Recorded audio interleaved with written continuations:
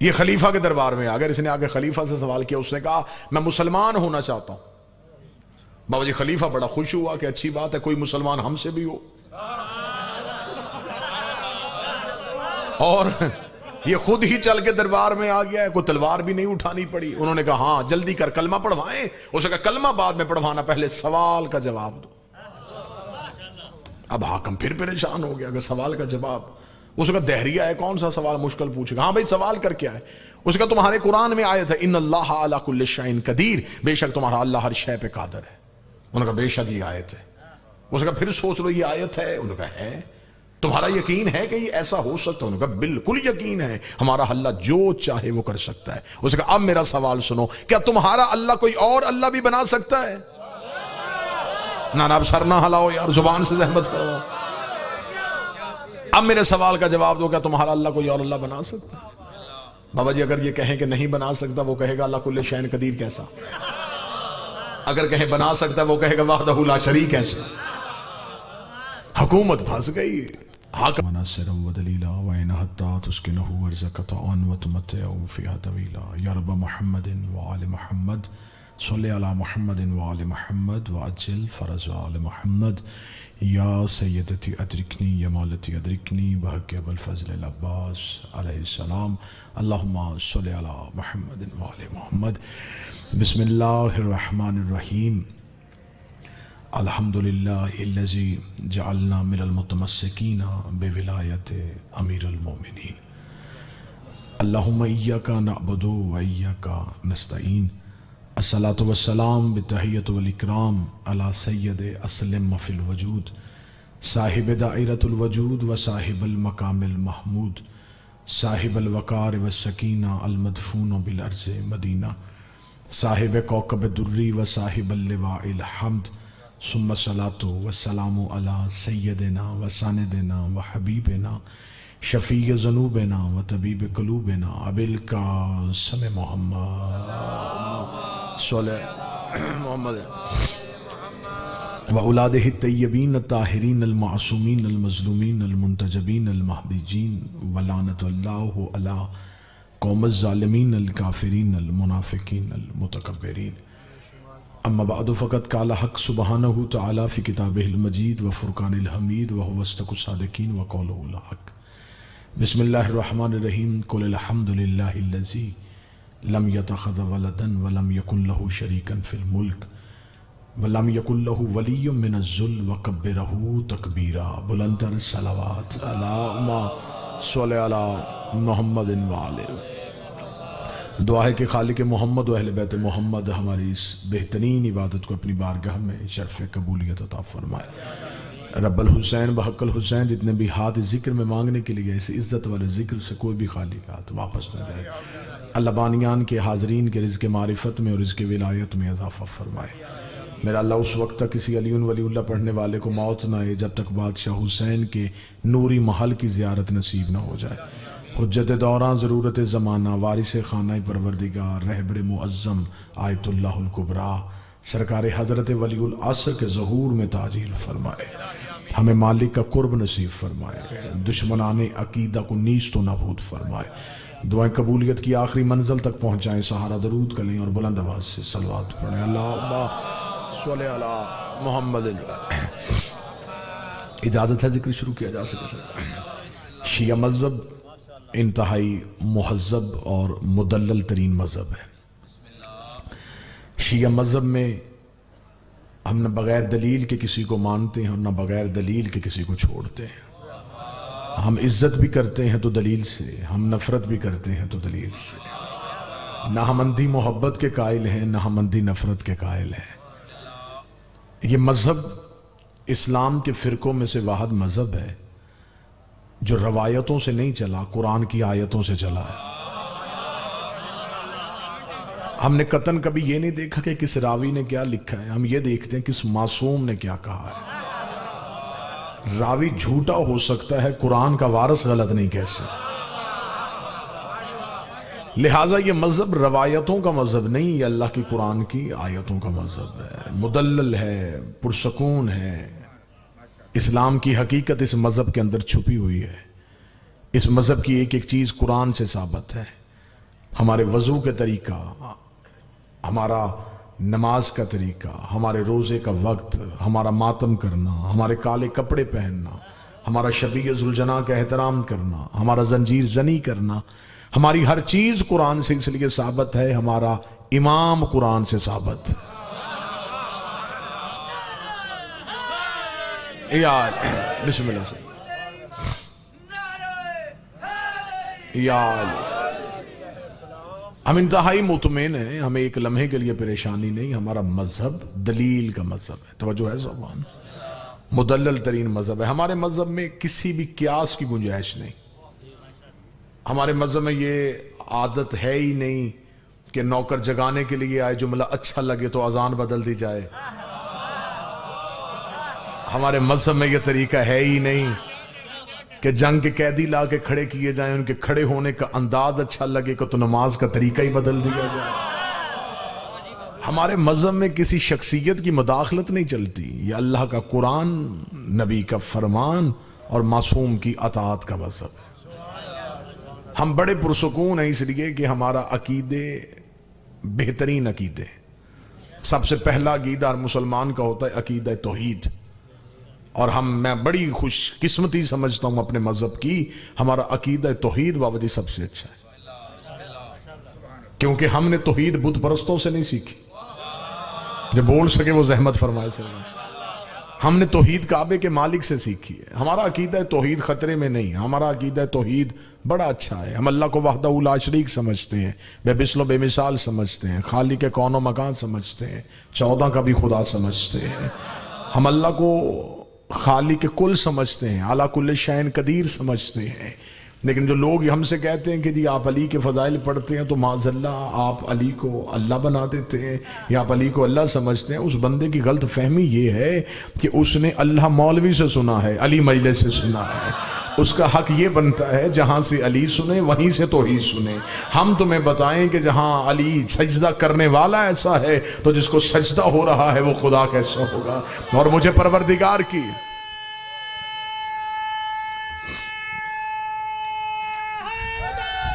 یا اور مجھے ربوبیت پروردگار کی قسم، آج کسی سے پوچھیں کہ آپ نے اللہ دیکھا ہے، وہ کہتا نہیں، اللہ سنا ہے، وہ کہتا نہیں، تو پھر ماننا کیوں ہے؟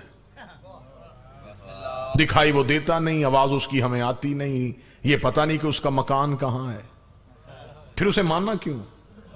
وہ کہتے ہیں انہوں نے کہا وہ ہے تو ہم نے کہا ہے، اس کا مطلب ان کی ہے کو توحید کہتے ہیں۔ اب جو بول سکے وہ زحمت فرمائے سرکار، انہوں نے ہے کہہ دیا، سارے زمانے نے ان کی ہے پہ ہے کہا۔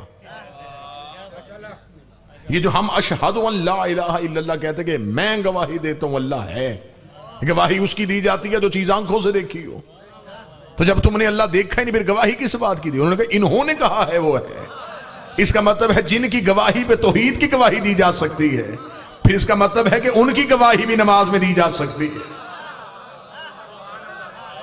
وحدانیت کی گواہی، ان کی گواہی تو توحید کی گواہی۔ انہوں نے کہا اللہ ہے تو ہم نے کہا اللہ ہے۔ میں توحید پرستوں سے پوچھتا ہوں جو اللہ کو منوانا چاہتے ہیں، آپ ہمیں بتائیں کہ آپ کے پاس اللہ کے ہونے کی دلیل کیا ہے؟ آج کوئی دہریہ آپ سے پوچھے، آج کوئی غیر مذہب آپ سے پوچھے کہ میں آپ کے اللہ کا کلمہ پڑھنا چاہتا ہوں لیکن بتاؤ تم اللہ کو مانتے ہو، وہ اللہ کہاں ہے؟ تو آپ کے پاس مسلمانوں کے پاس چند دلیلیں ہیں، وہ دلیلیں دیں گے، وہ دلیلیں میں ممبر سے پڑھ دیتا ہوں۔ وہ کہتے ہیں کہ ہوائیں چل کے بتاتی ہیں کہ اللہ ہے، سورج نکل کے بتاتا ہے اللہ ہے، اور بارش برس کے بتاتی ہے کہ اللہ ہے، انسان پیدا ہو کے بتاتا ہے کہ کوئی خلق کر رہا ہے، انسان مر کے بتاتا ہے کہ کوئی مار رہا ہے، انسان رزق لے کے بتاتا ہے کہ کوئی بانٹ رہا ہے۔ اس کا مطلب تم نے اللہ دیکھا نہیں، تم نے نشانیوں سے اللہ کو ڈھونڈا، تم نے دلیلوں سے اللہ کو ڈھونڈا۔ اور میں اس مجمع میں پوری ذمہ داری کے ساتھ یہ لفظ ممبر آل محمد سے کہنے لگا ہوں، جن نشانیوں سے تم نے اللہ کو ڈھونڈا، میں انتہائی معذرت کے ساتھ کہوں یہ کام اللہ خود نہیں کرتا، اللہ نے ان کاموں کے لیے فرشتے رکھے ہوئے ہیں، یہ کام اللہ فرشتوں سے کرواتا ہے، ہوائیں فرشتے چلاتے ہیں، بارش فرشتہ برساتا ہے، میکائیل رزق تقسیم کرتا ہے، اسرائیل روح قبض کرنے کے لیے آتا ہے، اور جو فرشتے یہ کام کرتے ہیں وہ علی کے دروازے پہ کبھی درزی بن کے، کبھی بھکاری بن کے، کبھی فقیر بن کے، کبھی یتیم بن کے، کبھی اسیر بن کے کھڑے ہوتے ہیں۔ اب ہم سے پوچھو کہ ہم نے اللہ کو کیسے پہچانا ہے؟ جب علی سر سجدے میں رکھتا ہے تب پتہ چلتا ہے یہ علی اور ہے، وہ علی اور۔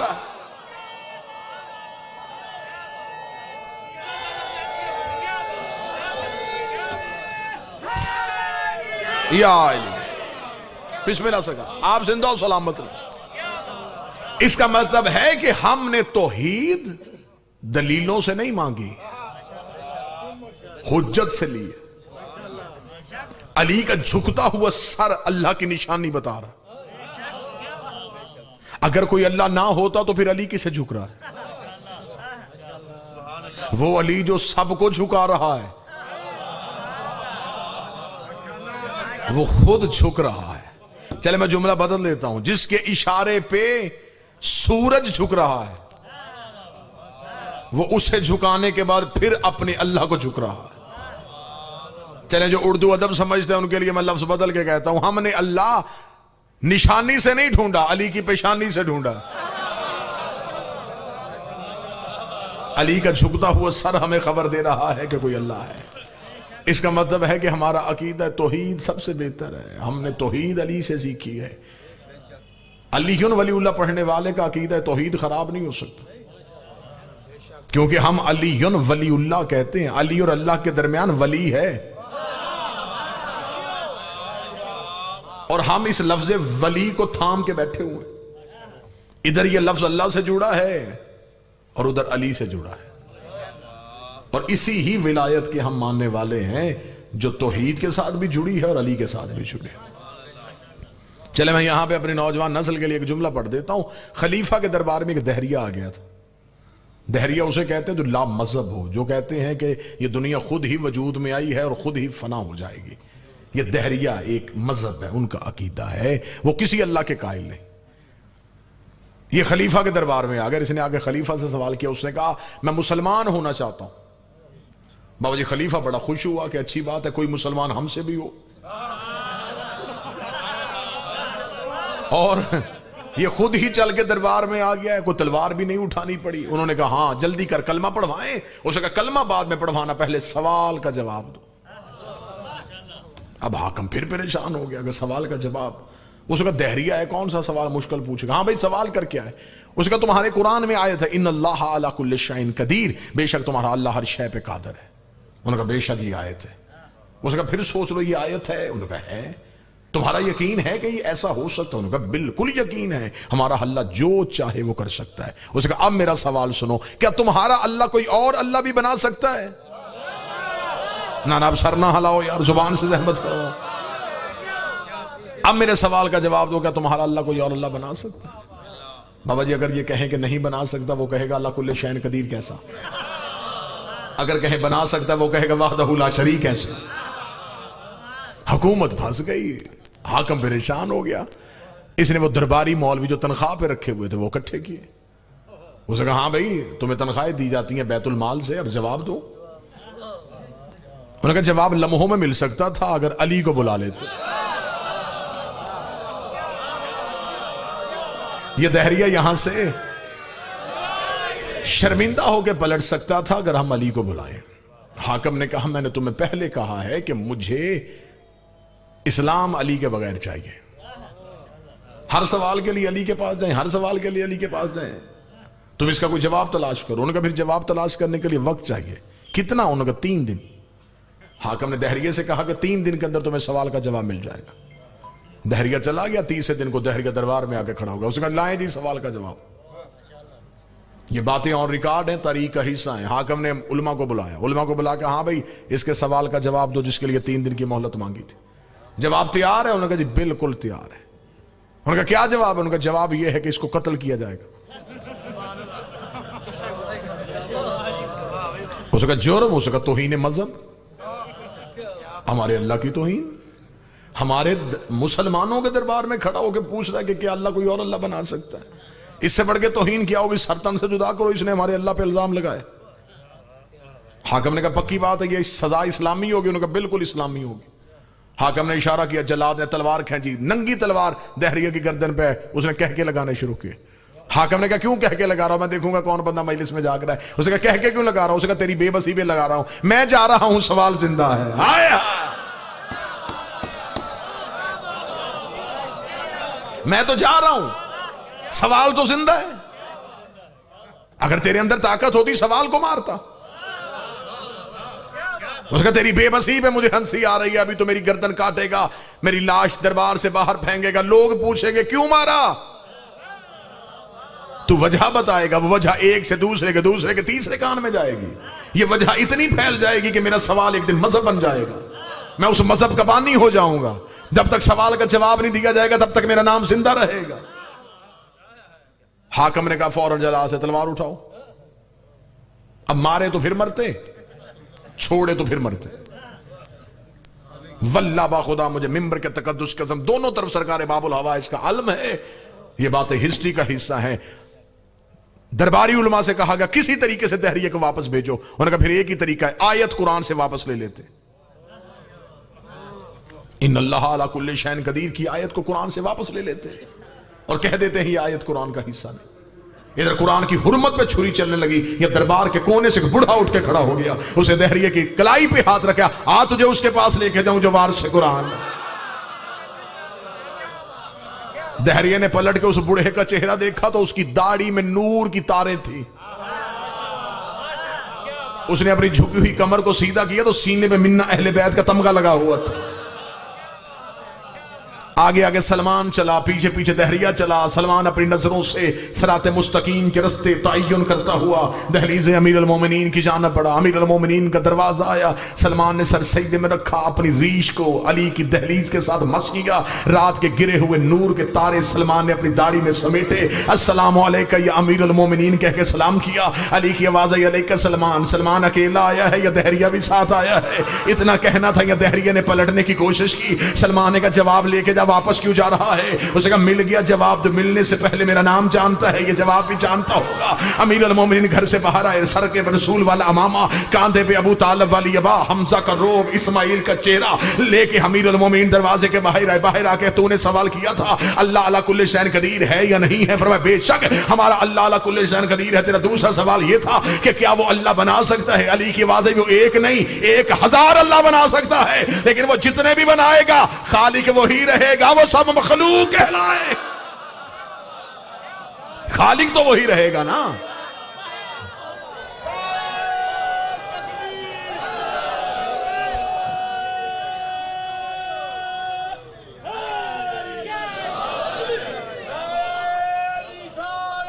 یا رسول اللہ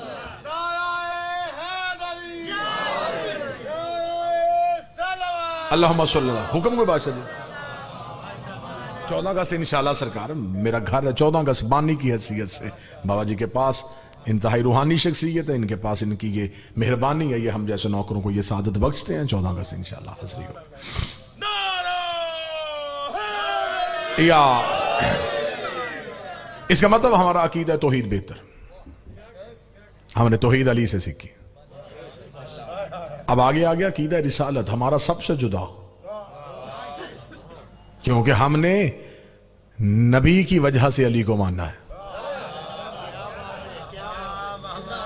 ہمیں نبی نے بتایا ہے کہ علی کسے کہتے ہیں، پڑھ دیا نا لوگوں نے ربیع الاول میں نعتیں، منا لیا تم نے میلاد۔ آج مسلمان پریشان ہے، آج پوری دنیا کا مسلمان پریشان ہے، آج امت مسلمہ سوائے شیعوں کے امت مسلمہ پریشان ہے ختم نبوت کے حوالے سے۔ آج اب جب گھر میں آگ آئی ہے نا تو پھر مسلمانوں کو پتا چلا کہ ہم نے اہل بیت کی دشمنی میں جو کتابیں لکھی تھیں اس کا نتیجہ کیا نکلا، کہ آج مسلمان پریشان ہے کہ ہمارے بچے نبی کے بعد کسی اور کو نبی نہ مان لیں۔ یہ بچے اب محدود نہیں ہیں، ان بچوں کے سامنے پوری دنیا کھلی ہوئی ہے، یہ ہتھیلی پہ کائنات لے کے پھر رہے ہیں۔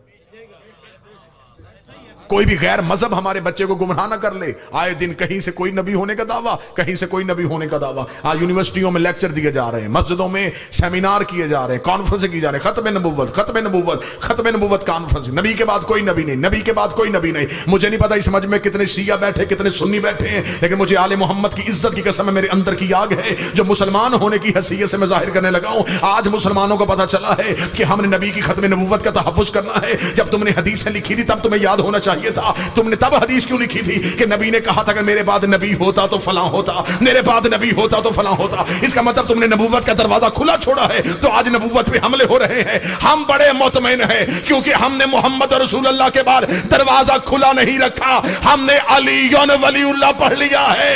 علی ولی اللہ پڑھا کے ہم نے بچوں کو بتا دیا ہے کہ بیٹا جب علی جیسا بنتا نبی نہیں بن سکتا، پھر کسی کمی کی اوقات ہی کیا؟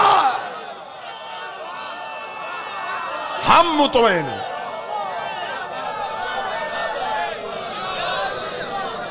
ہم مطمئن ہیں۔ تحفظ رسالت کا نام ہے علی ولی اللہ۔ رسالت کے محافظ کو علی ولی اللہ کہتے ہیں۔ آؤ ہم تمہیں علی ولی اللہ کے فائدے سنائیں۔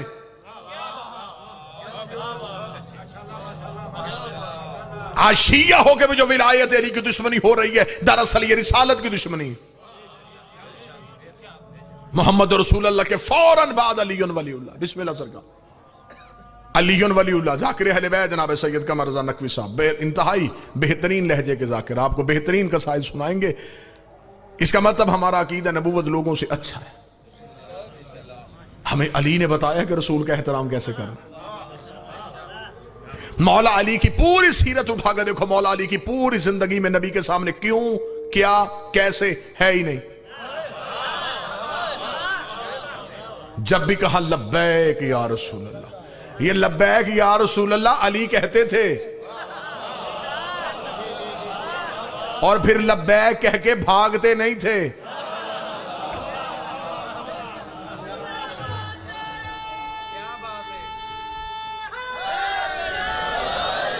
یہ جچتا بھی علی کی زبان سے تھا، سجدہ بھی علی کی زبان سے تھا۔ میرے مولا امیر المومنین کوفہ میں بیٹھے ہوئے ہیں، ایک یہودی آ گیا اور اس نے آگے علی سے پوچھا، اس نے کہا علی سننے کے لیے آیا ہوں، میں مسلمان نہیں ہوں میں یہودی، لیکن تیرے علم کے قصے بڑے سنے ہیں، تم سے جو بھی بات پوچھی جاتی ہے فوراً اس کا جواب دے دیتا ہے۔ علی میں یہودی ہونے کی حیثیت سے صرف اتنا پوچھنے کے لیے آیا ہوں، یہ علم کہاں سے سیکھا ہے، کہاں سے کتابیں پڑھ کے آیا ہے، وہ کون سا استاد ہے جس نے تجھے سکھایا ہے؟ مولا کہہ سکتے تھے کہ میں امامت ہوں، میں عہدہ امامت پہ فائز ہوں، علم ہماری جبلت میں ہوتا ہے، علم ہماری گھٹی میں ہوتا ہے، لیکن علی کو پتا تھا یہ یہودی ہے، یہ نبی کو نہیں مانتا، یہ اللہ کو نہیں مانتا۔ اب علی نے اسے دین سکھانا تھا۔ علی کے جملے آج بھی نہج البلاغہ میں ہے۔ مولا نے فرمایا کہ تو نبی کو مانتا ہے؟ اسے کہا میں نہیں مانتا۔ علی نے فرمایا ھذا صفۃ العلم، ھذا اللعاب رسول اللہ مزکنی زکن زکا، یہ میرے سینے میں جو علم ہے یہ رسول کے لعاب چوسنے کا اثر ہے، یہ رسول کے لعاب چوسنے کا اثر ہے، یہ رسول کے لعاب چوسنے کا اثر ہے۔ اتنا جملہ کہنا تھا، یہودی نے اپنا سر علی کے قدموں پہ رکھا، رکھنے لگا یا علی پھر ہاتھ بڑھائیے، مجھے اس محمد کا کلمہ پڑھائیے۔ علی کی آواز ہے یہ مسلمان کیوں ہونے لگا ہے؟ اسے کہا تیرا علم بتا رہا ہے، جس کا شاگرد ایسا ہے وہ استاد کیسا ہوگا، جس کا غلام ایسا ہے وہ نبی کیسا ہوگا، جلدی کر مجھے کلمہ پڑھوا دے۔ علی نے کلمہ پڑھوایا، وہ لا الہ الا اللہ محمد رسول اللہ علی ولی اللہ پڑھتا ہوا دربار امیر المومنین سے باہر گیا۔ یہ ایک بوڑھا اٹھ کے کھڑا ہو گیا، اس نے کہا اچھا تو آج پتا چلا ہے یہ کمال تیرا تو نہیں، یہ تو ہمارے نبی کا ہے، یہ علم تیرا تو نہیں، یہ تو ہمارے نبی کی وجہ سے ہے۔ علی کی آواز ہے شرم کر جاہل نہ بن، ابھی لعاب بولا ہے، لہو تو بولا ہی نہیں ہے، ابھی تو لعاب پیغمبر بولا۔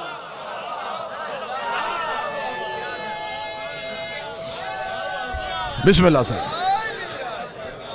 یہ جو دنیا میں جتنا علم پھیلا ہے یہ لعاب ہے، ابھی لہو تو بولے گا جب کعبے کی چھت پہ آئے گا، پھر وہ علم کے سینوں کو چیرے گا اور معرفت کی حقیقتیں باہر نکال کے پھینکے گا۔ لہٰذا آج بھی دنیا سے اصطلاح ہے، ہمارا عقیدہ نبوت سب سے بہتر، کیونکہ ہم نے علی ولی اللہ سے محمد رسول اللہ سیکھا ہے۔ ہمارے عقیدہ نبوت پہ کسی بندے کو کوئی شک نہیں ہے۔ پرامن ترین قوم ہے، مہذب ترین قوم ہے۔ لوگوں نے دیکھ لیا کہ جنہوں نے احترام رسالت کا علم اٹھایا تھا انہوں نے گھر بھی جلائے، انہوں نے دکانیں بھی توڑی، پوری رات حسین کے ماتمی قیمتی مارکیٹوں میں پھرتے ہیں، کبھی کسی دکان کا تالا بھی نہیں ٹوٹا، اور دکاندار بھی مطمئن ہو کے گھر سویا ہوتا ہے، اسے پتا ہے حسینی کبھی چور نہیں ہوتا۔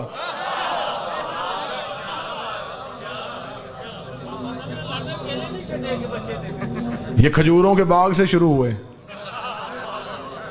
جب بھی لوٹا کوئی فروٹ ہی لوٹا۔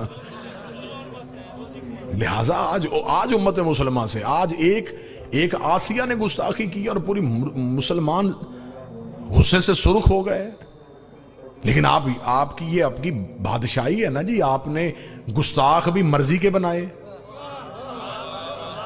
میں نے پورے ملک میں اپیل کی ہے شیعہ قوم کا نمائندہ خطیب ہونے کی حیثیت سے, آپ آج تحفظ حرمت رسالت کا قانون بنائیں. سب سے پہلے ہم شیعہ ساتھ چلیں گے. آپ بادشاہی مسجد میں رکھیں, آپ سینٹ میں بل پاس کریں, سب سے پہلے ہم شیعہ تائید کریں گے. لیکن ہماری ایک شرط ہے, گستاخ آج سے نہیں پکڑنے. پھر سلیبس بدلو, لٹریچر بدلو, نصاب بدلو. پھر جس نے جہاں جہاں گستاخی کی اسے وہاں سے نکالو. آپ نے آج قانون بنانا ہے نا کہ گستاخ رسول کی سزا موت اور پھانسی ہونی چاہیے. پھر آپ یہ بتائیں کہ آپ کے پاس توہین رسالت کا معیار کیا ہے؟ کون توہین کرتا ہے؟ ہماری نظر میں جو نبی کو 40 سال کے بعد نبی مانے وہ بھی توہین کرتا ہے. جو نبی کو جبریل سے پڑھوائے وہ بھی توہین کرتا ہے. جو نبی کو دائی کا دودھ پلائے وہ بھی توہین کرتا ہے. آپ صرف یہ بتائیں نا کہ آپ کے پاس عزت رسالت کا معیار کیا ہے. عزت اسلام کی چاہتے ہو تو پہلے عزت نبی کی کرو. اسلام کی عزت ہوگی نبی کی وجہ سے. آپ صحابہ کو مانتے ہیں تو پھر بھی آپ کو نبی کو ماننا پڑے گا. صحابہ کی ذاتی عزت نہیں ہے, نبی کی وجہ سے ہے. نبی کے صحابی ذاتی عزت تو نہیں ہے, شخصیات کی وجہ سے تو عزت نہیں ہے, امیری کی وجہ سے تو عزت نہیں ہے, زہد اور تقوی کی وجہ سے تو عزت نہیں. عزت کس وجہ سے؟ نبی کی وجہ سے, نبی کے صحابی. اور میں پورے ملک میں یہ کہتا ہوں, یہ فرق ہے ہم میں اور آپ میں. آپ کے پاس کے ہیں, ہمارے پاس سے ہیں. آپ کے پاس جتنے رشتے ہیں نبی کے صحابہ, نبی کی زوجہ, نبی کے رشتے دار. ہمارے پاس کے والا چکر ہی کوئی نہیں. الفاطمہ تو بس منی, فاطمہ مجھ سے, یا علی انت منی, اے علی تو مجھ سے, حسین منی, حسین مجھ سے, حسن منی, حسن مجھ سے. وہاں کے ہے یہاں سے ہے. درود کے والوں پہ نہیں ہوتا, درود سے والوں پہ ہوتا. ہمارے پاس جو اہل بیت ہے وہ نبی سے ہے. ان کے ساتھ نبی کا لہو کا رشتہ ہے, ان کا نبی کے ساتھ عہدے کا رشتہ ہے. لہٰذا عزت اسلام چاہتے ہو تو آپ کو عزت نبی کرنا پڑے گی. ہمارا عقیدہ توحید سب سے بہتر, ہمارا عقیدہ رسالت سب سے جدا. پھر آگے آ گیا ہمارا عقیدہ امامت. ہم نبی اور علی کے درمیان کسی کو برداشت نہیں کرتے. ہم خلیفہ تو بلا فصل کہتے, بغیر فاصلے کے خلیفہ. اور جو میرے اگر کوئی سنی بھائی بیٹھا ہے تو میں ماحول کو بہتر کرنے کے لیے, ان کی طبیعتوں کو خوش کرنے کے لیے جملہ کہہ دیتا ہوں, مجھے اللہ کی وحدانیت کی قسم, رسول کی رسالت کی قسم, سیدہ کی عصمت کی قسم اور 12 ائمہ کی امامت کی قسم, اگر رسول خم غدیر پہ کسی صحابی کا ہاتھ پکڑ کے بلند کرتے ہم صحابی کو مان لیتے. ہماری مجبوری ہے, ہم نے علی اپنی مرضی سے نہیں مانا, ہمیں رسول نے دیا ہے. اور قرآن کہتا جو محمد دے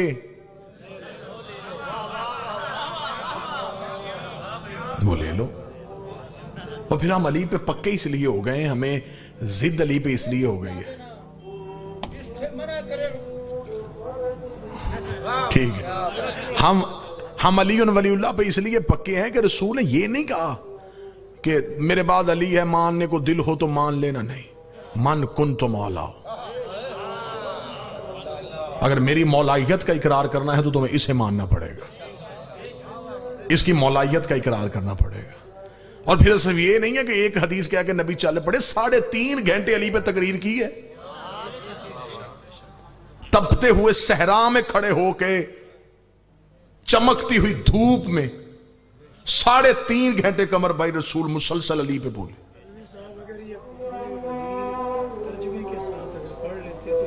بے شک بے شک بے شک. 3.5 گھنٹے کا خطبہ, اور 3.5 گھنٹے کا خطبہ کیا, چلے میں لفظ خطابت کا کہہ دیتا ہوں. غدیر میں ماحول کیا تھا سرکار؟ بانی لا الہ الا اللہ تھا, ذاکر محمد رسول اللہ تھا, موضوع علی ولی اللہ تھا, اور مجمع سارا رضی اللہ تھا. 3.5 گھنٹے مسلسل غدیر کے چوک میں نبی نے علی ولی اللہ کی اہمیت بتائی. 3.5 گھنٹے علی پڑھا گیا. اور یہاں پہ میں انتہائی معذرت کے ساتھ میں جملہ کہنا چاہوں گا. اکثر میں ممبر پہ بیٹھا ہوتا ہوں اور ذاکرین کی زبان سے یہ جملہ نکل جاتا ہے کہ جی رسول نے پلانوں کا ممبر بنایا اور ان لوگوں کے پلان رکھے جن پہ خطرہ تھا یہ بھاگ نہ جائیں. یہ بھی توہین ہے نبی کی. ایسا ہو ہی نہیں سکتا کہ نبی چاہے کہ کوئی نہ جائے اور وہ پھر بھی چلا جائے. اور دوسرا شریعت کا مسئلہ ہے غصبی مصلی پہ نماز نہیں ہوتی. کھینچے ہوئے اگر یہ پلان ہوتے تو اس پہ علی کی ولایت کا اعلان کیسے ہو سکتا؟ ہاں پلان رکھے گئے لیکن ان صحابہ کے رکھے گئے جن کے دل میں پہلے سے علی موجود تھا. ابو ذر کا پلان تھا, مقداد کا پلان تھا, حذیفہ کا پلان تھا. ان صحابہ کے پلان سجائے گئے. 3.5 گھنٹے مسلسل علی پڑھا گیا. پھر رسول نے ایک ہاتھ پکڑ کے بلند نہیں کیا. کتابیں کہتی علی کی بغلوں کی سفیدی ظاہر ہو رہی تھی. رسول نے علی کو باقاعدہ اٹھایا ہوا تھا. رسول پیچھے تھے, علی آگے تھے. میں لفظ بدل دیتا ہوں. نبوت چھپ رہی تھی, امامت طلوع ہو رہی تھی. لوگوں کو علی دکھایا جا رہا تھا. ادھر علی ولی اللہ کا اعلان ہو گیا. سب سے پہلے علی ولی اللہ کے منکر نے ایک سوچی سمجھی سکین کے تحت ولایت علی کا انکار کیا. اور یہ جذباتی فیصلہ نہیں تھا, اس کے پیچھے ایک پوری سازش تھی.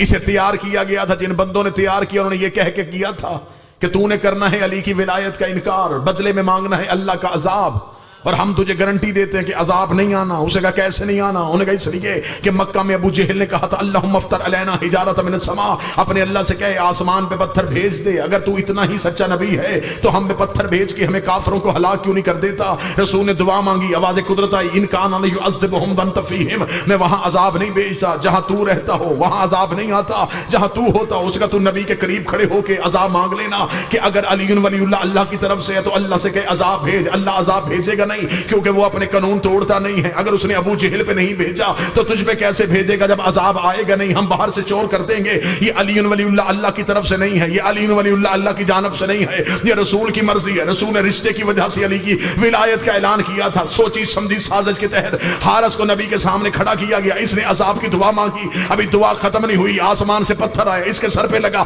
2 حصوں میں تقسیم ہو گیا. آواز محمد آئی, میرے اللہ تو نے تو کہا تھا جہاں محمد ہو وہاں عذاب نہیں آتا. فرمایا میرا محمد ناراض نہ ہونا, وہ لا الہ کا منکر تھا, یہ علی ولی اللہ کا منکر. اور ولایت کے منکر کو معافی نہیں. انکار ولایت علی وہ جرم ہے جس کی کسی بھی صورت کہیں بھی معافی نہیں.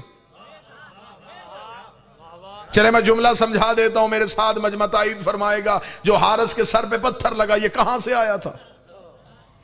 بولیں گے نا جی آپ؟ آسمان سے, زمین سے ابھر کے تو نہیں لگا, آسمان سے آیا.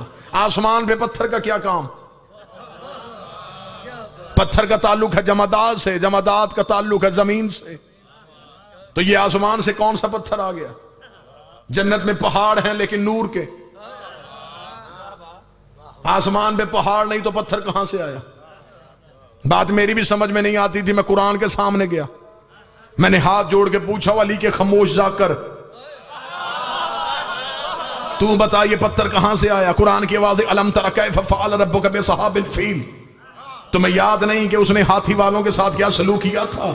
جب ابرہا ہاتھی لے کے آیا تھا اس نے ابابیل کی چونچ میں پتھر بھیج دیے تھے. تفسیر امام رضا سے پوچھا گیا مولا یہ واقعہ کیا تھا؟ پھر مولا نے اس واقعے کو متصل کیا. مولا نے فرمایا جب ابرہا ہاتھی لے کے آیا تھا تو خدا نے آسمان سے ابابیل کو بھیجا. ایک ابابیل کی ایک چونچ میں پتھر تھا اور وہ پتھر بھی ایک ذرے کے برابر تھا. ایک ابابیل ایک ہاتھی کا نشانہ لگا رہا تھا. ایک بھی ابابیل کا نشانہ خطا نہیں ہوا. خدا کا دم ارسلنا علیہم طیرا, ان پرندوں کو ہم نے بھیجا تھا. جنہیں ہم بھیجے ان میں غلطی نہیں ہوتی, جنہیں ہم بھیجے ان میں خطا نہیں ہوتی. ایک ابابیل ایک ہاتھی کا شکار کر رہا تھا. میرا 8واں بادشاہ مشہد کا وارث فرماتا ہے کہ ایک ابابیل کو آگے جبریل نے اللہ کا حکم دیا تھا. اس نے کہا خدا کہہ رہا اپنے حصے کا پتھر تو نے ہاتھی کو نہیں مارنا, فلاں غار کی کوہ میں جا کے بیٹھ جا. تیرے رزق کا بندوبست اللہ کرے گا, تیری زندگی کی تحفظ اللہ کرے گا, تیری سانسوں کی ذمہ داری اللہ لیتا ہے. خدا کہتا ہے وہاں بیٹھ, اگلی وحی کا انتظار کر. امام رضا فرماتے وہ غار کی کوہ میں جا کے بیٹھ گیا. اللہ نے اسے ایسے زندہ رکھا جیسے اصحاب کہف کو زندہ رکھا تھا. ادھر غدیر کے چوک میں حارث نے علی کی ولایت کا انکار کیا. جبریل نے آگے اسی ابابیل سے خدا کہہ رہا ہے اپنے حصے کا پتھر نکال, حارث کے سر پہ مار تاکہ میں دنیا کو بتاؤں وہ مکان کا دشمن تھا, یہ مالک مکان کا دشمن. سارے بولا مل کے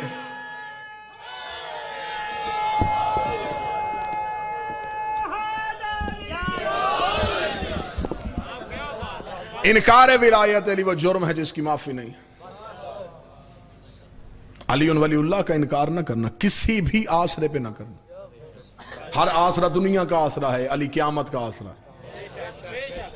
علی قبر کے سہارے کا نام ہے, علی گنہگار کی ٹیک کا نام ہے. تمہارے پاس اللہ کی بارگاہ میں جو پرچی چلنی ہے سفارش کی, اس پرچی کا نام ولایت علی.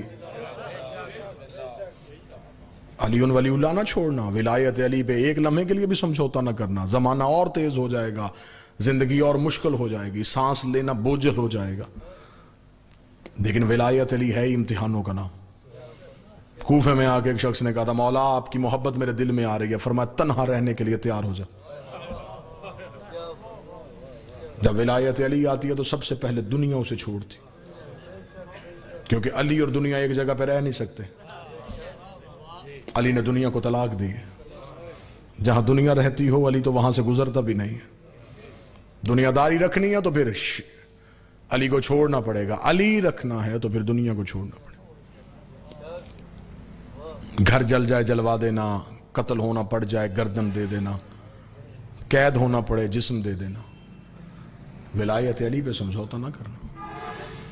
اس علی ولی اللہ کو بچاتی بچاتی بیٹیاں شام کے بازار میں,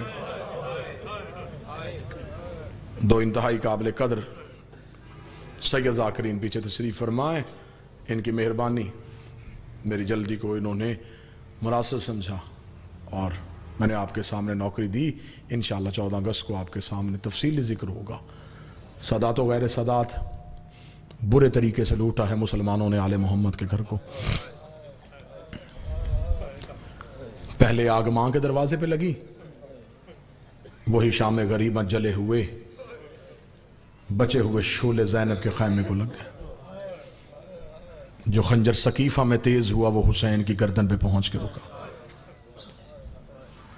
ولایت علی کو بچاتی بچاتی علی کی پردہ بیٹی شام کے بازار میں آ. کیسے گزری میں پڑھ ہی نہیں سکتا, میں غیر سید ہوں, پیچھے 2 سید ہیں, شام تک مجلس جائے گی. کسی سید زادے سے پوچھ لینا کیسے گزری. میں غیر سید ہوں, مجھ سے نہ دربار پڑھا جاتا ہے نہ بازار پڑھا جاتا ہے.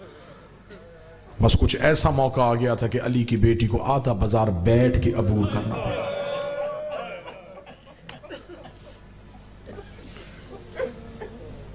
کچھ لوگ کہتے ہیں کہ ممبر سے سخت مصائب پڑھا جاتا ہے. مصائب ہے ہی سخت. کس نے کہا ہے کہ مصائب نرم ہے؟ مصائب نرم ہوتا سجاد لہو نہ روتا. ایک لمحے کے لیے سوچو کتنا سخت ہوگا جس نے امامت کا جگر پھاڑ دیا. میں اکثر جناب سید الساجدین کی عزت پڑھتے ہوئے جملہ کہا کرتا ہوں, عباس سے زیادہ بہادر تھے سجاد. لوگ سمجھتے ہیں کہ کربلا میں لڑا نہیں تو شاید لڑنا نہیں آتا تھا. غازی سے زیادہ شجاع تھا عباس. کوئی سید مجھے معاف کرے تو میں جملہ کہہ دیتا ہوں, سجاد کی جگہ عباس ہوتے تو پہلے ہی چوک میں مر جاتے. یہ تو طاقت تھی, امامت تھی جس نے سجاد کو کھڑا کیے رکھا. کیسے گزری نہیں پڑھ سکتا, کیسے بازار میں رہی نہیں پڑھ سکتا. بسادات و غیر سادات آدھی رات ملعون تخت پہ آیا. آدھی رات کو اس نے سپاہی کو بلا کے کہا جا حسین کے بیٹے سجاد کو زندان سے اٹھا. آدھی رات کو سپاہی زندان کے دروازے پہ آیا. جو لفظ سمجھ کے رو لیتے ہو, اس نے دربار سے نکل کے زندان میں آ کے آواز دی, علی بن الحسین, حسین کا بیٹا سجاد تجھے حاکم نے دربار میں بلایا ہے. بلایا چوتھے کو تھا, 5واں بھی اٹھا. جس نے ہائے کہا بی بی تیرا کہنا قبول کرے. مجبوری کوئی ایسی تھی, چوتھے نے کمر سیدھی کی, 5ویں کے تلوے زمین سے اٹھ گئے. آدھی رات کو باپ اور بیٹا ملعون کے دربار میں آئی. یہ کمینہ تخت پہ بیٹھا ہوا تھا, اس کے چہرے پہ پریشانی تھی. مولا سجاد کی آواز ہے, کیوں بلایا تو نے ہمیں دربار میں؟ یہ دیکھ کے کہتا, حسین کا بیٹا میں تیری قیدیں آزاد کرنا چاہتا ہوں. میں نے خود بی بی کا حق پڑھ کے جیلیں کاٹی ہیں, مجھے خبر ہے قیدی کے لیے رہائی کتنی اچھی خبر ہوتی ہے. اسے جب کہا نا سجاد میں تیری قیدیں آزاد کرنا چاہتا ہوں, عمران سجاد رو کے کہنے لگا مجھے بتا میں جاؤں کہاں. یہ دیکھ کے کہنے لگا مدینے چلا جا. مولا سجاد نے روکا, کہا کون سا مدینہ جہاں کبھی اکبر ہوتا تھا, جہاں کبھی عباس ہوتا تھا؟ کس مدینے میں جاؤں؟ تو نے میرا مدینے میں چھوڑا کیا؟ اسے کہا جہاں بھی جانا چاہتا شام چھوڑ. مولا سجاد نے کہا کیوں شام سے بھیجنا چاہتا ہے؟ اس کمینے کا جو جملہ میں نے خود کتاب میں پڑھا الدمۃ الثاقبہ میں، یہ کمینہ دیکھ کے کہتا حسین کا بیٹا میں ڈر گیا ہوں۔ ڈرنے کا نام آنا تھا سجاد کو۔ جلال آیا، جلال میں آ کے کہا تو نے محمد کا بیٹا مارا تجھے ڈر نہ لگا، تو نے علی کی تصویر گھوڑے سے اتاری تجھے ڈر نہ لگا، تو نے قرآن کے غلاف چھینے تجھے ڈر نہ لگا، تو نے کوثر کا چہرہ زخمی کیا تجھے ڈر نہ لگا۔ اب تجھے ڈر کس بات کا آیا؟ شام تک مجلس جائے گی، جب تک یہ جملہ ذہنوں میں رہے گا زندگی کی آخری سانس تک تیری آنکھوں کی عبادت ہوتی رہے گی۔ مولا سجاد نے کہا مجھے بتا، اتنا کچھ کرنے کے بعد تجھے ڈر نہ لگا، اب تجھے ڈر کس بات کا لگا ہے؟ جس کے گھر میں چھوٹی اولاد ہے مجھے جملہ معاف کر دینا۔ یہ دیکھ کے کہنے لگا سجاد جسے تھوڑے دن پہلے شام کے قبرستان میں دفنا کے آیا ہے نا، اس کے رونے کی آواز آج بھی میرے محل میں آ رہی ہے۔ آدھی آدھی رات کو میں اٹھتا ہوں، کبھی اس کونے سے آواز آ رہی ہوتی ہے، کبھی اس کونے سے۔ تیری بہن کے بین مجھے سونے نہیں دیتے، تیری بہن کے رونے کی آواز چپ نہیں ہوئی۔ میں نے تو کہا تھا نا کہ اسے کہہ نہ رویا کر، وہ آج بھی روتی ہے۔ مجھے ڈر ہے اس کے رونے کی وجہ سے میرے اوپر عذاب نہ آ جائے، مجھے نیند نہیں آتی۔ سجاد شام چھوڑ دے۔ مولا سجاد نے کہا پھر فیصلہ میں نے نہیں کرنا، فیصلہ اس نے کرنا جو زندان میں ہے۔ اس نے کہا تو بیٹا نہیں؟ فرمایا میں بیٹا ہو کے وارث نہیں، وہ بہن ہو کے وارث، وہ شریکت الحسین ہے، اس کا کربلا میں حصہ ہے، فیصلہ وہ کرے گی۔ آدھی رات مولا سجاد زندان میں ریت کے مسلح پہ بیٹھی تھی علی کی نمازی بیٹی۔ سجاد نے ماں کے پاؤں کے تلووں پہ ہاتھ رکھ کے کہا ماں یزید قیدیں آزاد کر رہا ہے۔ تڑپ کے رو کے کہتی اس سے پوچھ شام کی عورتیں تھک گئی ہیں کیا؟ شام میں پتھر ختم ہو گئے؟ کیوں قیدیں آزاد کرتا ہے؟ اما وہ کہتا ہے سکینہ کے رونے کی آوازیں آتی ہیں۔ سکینہ کا نام آنا تھا، علی کی بیٹی پھر روئی، رو کے کہتی سجاد ایسے نہیں، ایسے اٹھوں گی مورخ لکھے گا اس نے رحم کیا تھا، جیسے میرے باپ نے اس کے باپ سے شرطیں منوائیں، میرے بھائی نے اس کے باپ سے شرطیں منوائیں، ویسے میں بھی منواؤں گی، تاکہ تاریخ لکھے میں فاتحہ ہو کے اٹھی تھی۔ اما کون سی شرطیں؟ بی بی نے شرطیں بتائیں سجاد مولا آدھی رات کو زندان سے دربار میں آئے، کمینہ میری ماں کی شرطیں، اس نے کہا بتائی جائیں۔ شہداء کے سر واپس چاہیے، دوں گا۔ 3 اونٹ سواری کے لیے چاہیے، دیتا ہوں۔ بشیر ابن جزلہ مہاری چاہیے، مل جائے گا، بسم اللہ۔ سیدزادہ ہے، اس کی آہ نکلی ہے، اس نے رو کے کہا صرف 3 اونٹ، باقی جتنے آئے تھے اسلام کو بچاتے بچاتے سجاد کے لگ گئے۔ کربلا سے لے کے شام تک سادات کے نقصان ہوا۔ فرمایا آخری شرط، اگلی شرط بتا۔ فرمایا شام ایک مکان خالی چاہیے۔ اس نے دیکھے کہ سجاد شام میں گھر خالی کیوں چاہیے؟ تم نے رہنا ہے؟ فرمایا نہیں، میری ماں کہتی ہے میرے 9 مارے گئے، مجھے رونے کسی نے نہیں دیا، ایک گھر خالی کروا، مجھے حسین کی مجلس کروانی ہے۔ شام کی عورتوں کو اکٹھا کر، انہیں میں بتاؤں میرا باغی نہیں میرا نمازی تھا، میں نے بتاؤں میرا اکبر کتنا حسین تھا۔ شام میں ایک مکان خالی چاہیے، اس نے کہا وہ بھی کروا دیتا ہوں۔ آخری شرط آئی ہے، سجاد کی آنکھوں کا لہو تیز ہو گیا، باقر کا جسم کانپنا شروع ہو گیا، کچھ سید مسجد میں بیٹھا ہوں مجھے معاف کر دینا۔ مولا سجاد کی آواز ہے، یہ آخری شرط ہے، خیموں کا لٹا ہوا مال چاہیے، خیموں کا لٹا ہوا مال چاہیے۔ یہ کمینہ دیکھا تھا ہر شرط منظور ہے، یہ منظور نہیں۔ سجاد نے کہا یہ کیوں منظور نہیں؟ یہ بغیر دیکھا تھا 36 ملکوں کی فوج نے لوٹا ہے زینب کا خیمہ، جس کے ہاتھ جو آیا وہ لے کے چلا گیا، مجھے بتا میں سامان کہاں سے اکٹھا کروں؟ سجاد رو کے کہتے ہیں کچھ اور دے نہ دے، قرآن کے غلاف مجھے واپس کر، میری ماؤں کی چادریں مجھے واپس کر۔ اس نے کہا کیا کرے گا؟ سجاد کی آواز ہے سیدھا قبر عباس پہ جاؤں گا، قبر عباس پہ رکھ کے کہوں گا اٹھ چچا غازی دیکھ میں چادریں واپس لے آیا۔ آخری 1 منٹ، اس نے ساری شرطیں منظور۔ 3 اونٹ لے کے سجاد زندان کے دروازے پہ آئے۔ علی کی بیٹی نے دیوار کی ٹیک چھوڑی۔ اب میں غیر سید ہوں، میں جملہ کھول کے نہیں پڑھوں گا، اشارہ کرنے لگا ہوں، جو سمجھے وہ ہائے ضرور کہے گا۔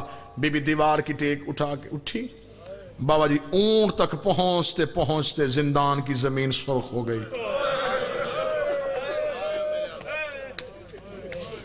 بٹھایا گیا اونٹ، زخمی نے زخمی کو سوار کروایا، بی بی کی آواز ہے سجاد ہم کہاں جا رہے ہیں؟ اما مدینے۔ بی بی رو کے دی نا سجاد میں نے پہلے مدینے نہیں جانا، مجھے اس کی قبر پہ لے کے جا جو سفروں میں میرے ساتھ رہتی تھی۔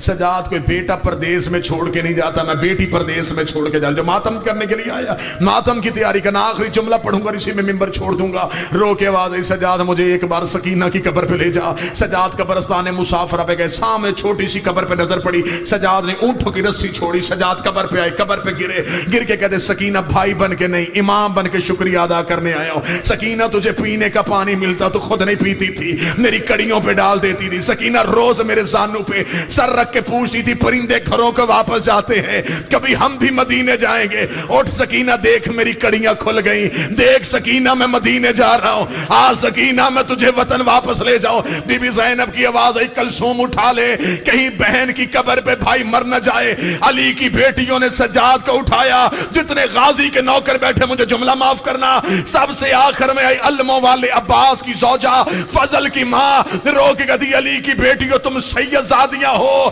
میں تمہارے نوکر کا حرب ہوں، ایک مرتبہ پردہ کرو، مجھے سکینہ سے کوئی بات کرنی ہے۔ سید زادیوں نے پردہ کیا، شام کی دھرتی پر زلزلہ آیا، علی کی عالیہ بیٹی نے مڑ کے دیکھا، عباس کی زوجہ نے برقعے کے نیچے سے عباس کا کٹا ہوا سر نکالا، سکینہ کی قبر پہ رکھا، ہاتھ باندھ کے کھڑی ہو گئی، رو کے کہتی بی بی غازی معافی مانگنے آیا ہے، بی بی پانی لینے گیا تھا، تیرا اصغر پیاسا مارا گیا۔ سکینہ کی قبر ہل گئی، آواز آئی اماں سر اٹھا، میں راضی، میرا کربلا کا غریب راضی۔